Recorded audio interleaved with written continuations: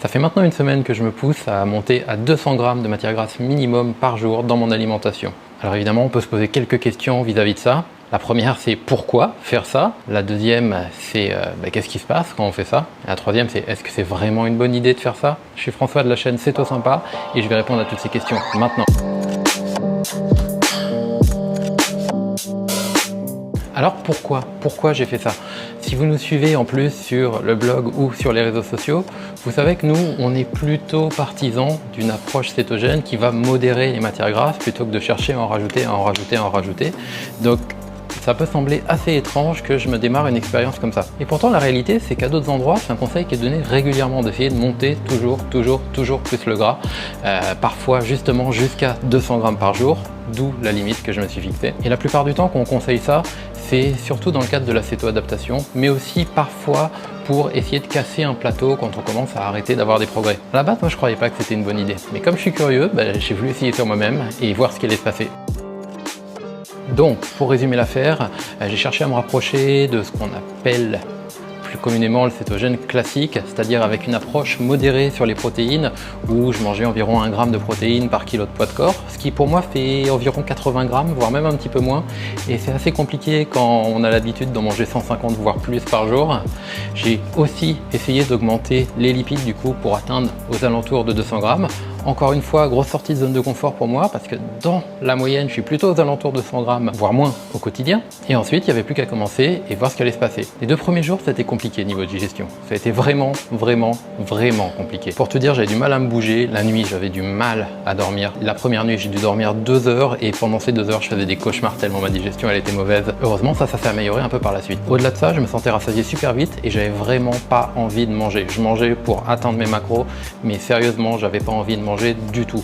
Donc j'étais assez content parce que je me disais que ça faisait un bonus sur ma satiété. Et puis ensuite, en avançant, je me suis rendu compte que c'était pas exactement ce qui était en train de se passer. C'est qu'à partir du 3e jour, ma digestion a commencé à s'habituer, mon corps a commencé à s'habituer à recevoir cette quantité-là de gras. Donc ça a commencé à se passer beaucoup mieux à ce niveau-là. Sauf que du coup, je me suis rendu compte que ce que je prenais pour de la satiété avant, c'était pas de la satiété, c'était de l'écœurement. Et qu'à partir du 3e jour, j'ai commencé à me sentir de plus en plus affamé et j'ai commencé à manger de plus en plus parce que l'écœurement passé, j'étais plus rassasié du tout. Et je me suis retrouvé à manger des quantités assez énormes comme ça en avançant petit à petit jusqu'au dernier jour et pourtant pas moyen de me sentir rassasié. Le pire dans tout ça, en plus, c'est qu'à partir du 4e jour, j'ai commencé à ressentir la grosse fatigue.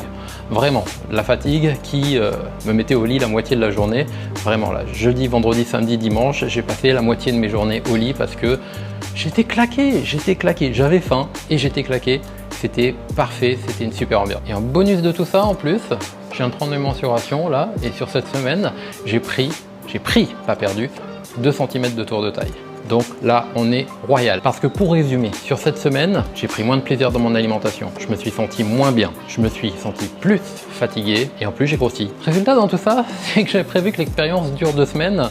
Mais en fait, on va peut-être arrêter de se faire du mal à un moment et je vais couper court au bout de la première semaine. C'était déjà suffisamment intéressant comme ça. J'ai déjà récupéré assez d'informations comme ça. Après, malgré tout ce que je dis, c'était vraiment super intéressant pour moi parce que moi, je suis quelqu'un qui essaye de toujours remettre ses croyances en question.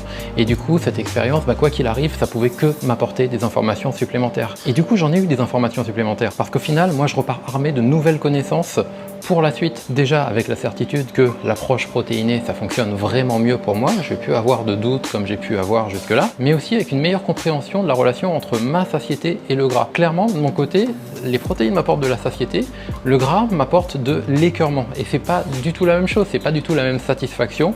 Et c'est pour ça que moi, je vais continuer à prioriser plutôt les protéines que le gras pour la satiété. Et ça, c'est ce que moi, j'en retire. Mais la question la plus intéressante là-dedans, c'est qu'est-ce que vous pouvez en retirer? Parce qu'il y a une chose qui est marrante, c'est que si j'avais été vraiment débutant en céto quand j'ai commencé cette expérience, si j'y connaissais encore rien, cette expérience, elle aurait pu me dégoûter complètement de la céto en fait. Et j'aurais pu me retrouver à dire, comme on l'entend malheureusement trop souvent, ouais, j'ai testé la céto et franchement, c'est pas pour moi. Là où moi j'ai de la chance, c'est que en ce qui me concerne, je sais que la céto, ça fonctionne pour moi. Je sais juste que cette approche-là ne me convient pas. Et c'est quelque chose qui est très différent parce que la personne qui débute, elle n'a pas forcément encore ce recul là-dessus, elle n'a pas encore ces informations-là et c'est très facile pour elle de se dire juste, ça ne fonctionne pas pour moi. Alors qu'au final, elle est là l'information importante, c'est que les alimentations cétogènes, elles sont multiples. Et il y en a certaines qui vont mieux vous convenir, il y en a certaines qui vont moins bien vous convenir, et ça ne sera pas les mêmes pour tout le monde.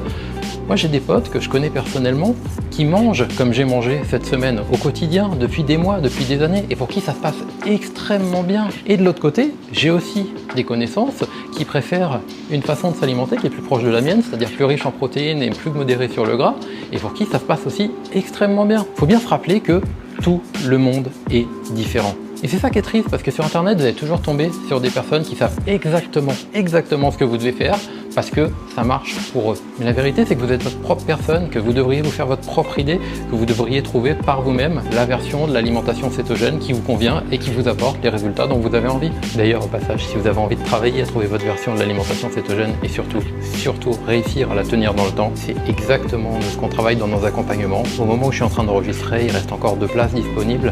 Donc si c'est quelque chose qui peut vous intéresser, si c'est quelque chose qui peut vous servir, n'hésitez pas à regarder, il y a le lien aussi en commentaire. Et au final, avec cette vidéo, moi, ce que j'essaie de vous partager, c'est un idéal de curiosité.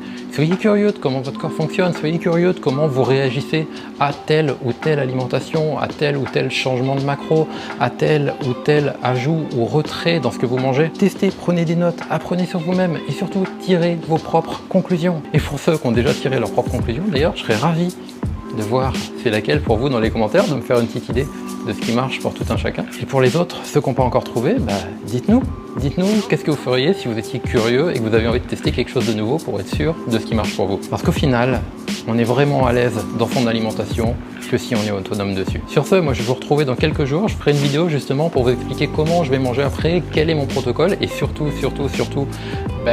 quelle démarche j'ai suivi pour arriver à ce protocole, comment j'en suis arrivé à me dire ok c'est exactement ça qui marche pour moi. Si ça vous intéresse, pensez à vous abonner pour pas rater la prochaine vidéo, parce que ça serait dommage quand même. Et en attendant, restez curieux et ciao!